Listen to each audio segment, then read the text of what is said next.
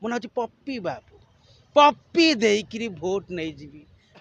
ତ ଲଭ୍ କରିକି ଯେଉଁମାନେ ବାହା ହୁଅନ୍ତି ତାପରେ ଲଭ୍ଟା କମିଯାଏ, କାହିଁକିନା ଦୋକାନ ମାନଙ୍କରେ ଦେଖିଥିବେ ଯେଉଁ ଟିଣରେ ଥିବ ମିଠା ଜିନିଷ, ସେ ମିଠା ଜିନିଷ ପିମ୍ପୁଡ଼ି ଖାଇସାରିଲା ପରେ ତାର ଅବସ୍ଥା ନଥାଏ। ଭାଇ ଗତକାଲି ଥିଲା ସାବିତ୍ରୀ, ସାବିତ୍ରୀ କେମିତି କଣ ପୂଜା ପାଇଲେ, କଣ ହେଲା ଟିକେ ସାବିତ୍ରୀ ତ ଗଲା କାଲି ମୋର। ଆଉ ମୁଁ ଘରୁ ସକାଳ 6ଟାରେ ମୋତେ ସୁଟିଂ ଥିଲା।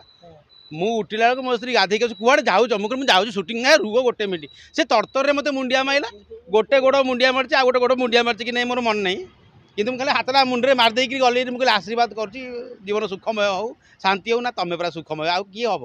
ମୁଁ କହିଲି ତାହେଲେ ଠିକ୍ ଅଛି, ଆଉ ଆଶୀର୍ବାଦ କରିଦେଇକି ଯାଇଥିଲି। ଆସିଲା ବେଳକୁ ରାତି 9-10 କହିବାକୁ ନାହିଁ। ତାହେଲେ କାଲି ସତ୍ୟବାନ ପୁରା ସତ୍ୟବାନ କାଲି ଦିନ ଯାକ କାଠ ହାଣିକି ହାଲିଆ ହେଇକି ପଡ଼ିଥିଲେ, ସକାଳୁ ସକାଳୁ ଉଠିଲେ ବେହୋସ ହେଇକିରି।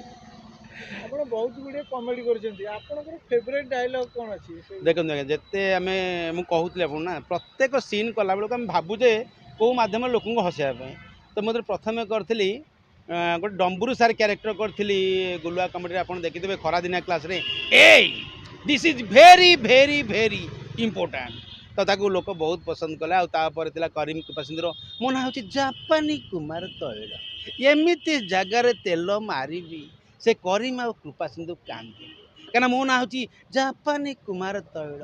ମାନେ ମୁଁ ଶ୍ୱଶୁର ଘରକୁ ଗଲେ ବି ମଧ୍ୟ ଯେଉଁ ସାହି ପଡ଼ିଶା ଲୋକ ଅଛନ୍ତି, ଆଉ ଜାପାନୀ ବାବୁ ଘରକୁ ଆସିଛନ୍ତି ତ ସେ ଡାଇଲଗ୍ଟା ରହିଯାଏ। ତ ଏବେ ରିସେଣ୍ଟଲି ତ ଆପଣ ଜାଣିଥିବେ ଇଲେକ୍ସନ୍ ମାହୋଲ ଥିଲା। ଇଲେକ୍ସନ୍ ମାହୋଲରେ ଆପଣଙ୍କୁ ଦେଇଥିଲେ ବହୁତ ସୁନ୍ଦରଟେ, ମୋ ନାଁ ହେଉଛି ପପି ବାବୁ, ପପି ଦେଇକିରି ଭୋଟ ନେଇଯିବି। କିନ୍ତୁ ଆଜ୍ଞା ସତ କଥା କହିବାକୁ ଗଲେ ମୁଁ ବିଜେପିର ଗୋଟେ ପ୍ରାର୍ଥୀ ହେଇଥିଲି, ଆଉ ପପି ଦେଉଥିଲି। ମୁଁ ପପି ଦେଇ ଘରକୁ ଗଲାବେଳକୁ ଆମର ସେପଟେ ବିଜେଡ଼ିର ପ୍ରଶାସନ ଆସୁଛି, ଯେଉଁଦିନ ଭିଡ଼ିଓ ରିଲିଜ୍ ହେଇଛି। ମୋତେ ଆଉ କେହି ପଚାରୁନାହାନ୍ତି। ମୁଁ କହିଲି ଅସୁବିଧା କ'ଣ ହେଇଛି? ତମେ ବିଜେଡ଼ି ଲୋକଟା ଆଉ ଏ ବିଜେପି ଲୋକଟା। ମୁଁ ଆରେ ମୁଁ କ୍ୟାରେକ୍ଟର କରୁଥିଲି। ନା ନା ନା ସେମିତି ହେବନି। ମୁଁ କହିଲି ହଉ ପପି ଦେଇ ଦେଉଛି। ତାହେଲେ ଆପଣ ପପି ଭାଇ ଏବଂ ଯାହା ବି ପରିଚୟ ଆସେ ପରେ ତାକୁ ନେଇକି ଡାକିଲା ବେଳେ ଲୋକ କି ସାଙ୍ଗସାଥି, ହଁ ସେଇଟା ଭାରି ଖୁସି ଲାଗେ। ସେଇଟା ସତରେ ସେଇଟା ବହୁତ ଖୁସି ଲାଗେ। ଗୋଟେ ଲୋକର ନିଜସ୍ୱ ନାଁ ବାପା ମା ଦେଇଥାନ୍ତି। ମୋ ନାଁ ଆଗରୁ ଥିଲା ମଣି ଥିଲା। ତ ମୋତେ ଯେତେବେଳେ ରେଡ଼ିଓ ଚକୋଲେଟ୍ରେ ମୁଁ ହିଟ୍ ହେଲି, ତାପରେ ନନ୍ସେନ୍ସ ମଣି ଲୋକ ଜାଣିଲେ, ତ ସିନେମା ହଉ ସିରିଏଲ୍ ହଉ ସେଥିରେ ସମସ୍ତେ ଜାଣିଲେ ଯେ ନନ୍ସେନ୍ସ ମଣି। ଏବେ ୟୁଟ୍ୟୁବ୍ ଯୁଗରେ ହେଇଗଲା, ପିଲା ଯାହା ଦେଖିଥିଲେ ଇଏ ବୋଧେ ସେଇ ଲୋକ। ମୋତେ ବେଳେବେଳେ ଡାକିଦିଅନ୍ତି ଜାପାନୀ ଭାଇ ଶୁଣିଲ, ଆରେ ମୋ ନା ସେଇ ଲୋକଟା ନୁହଁରେ। ମୁଁ ଏବେ ଡମ୍ବୁରୁ ସାର୍ ଶୁଣିଲ।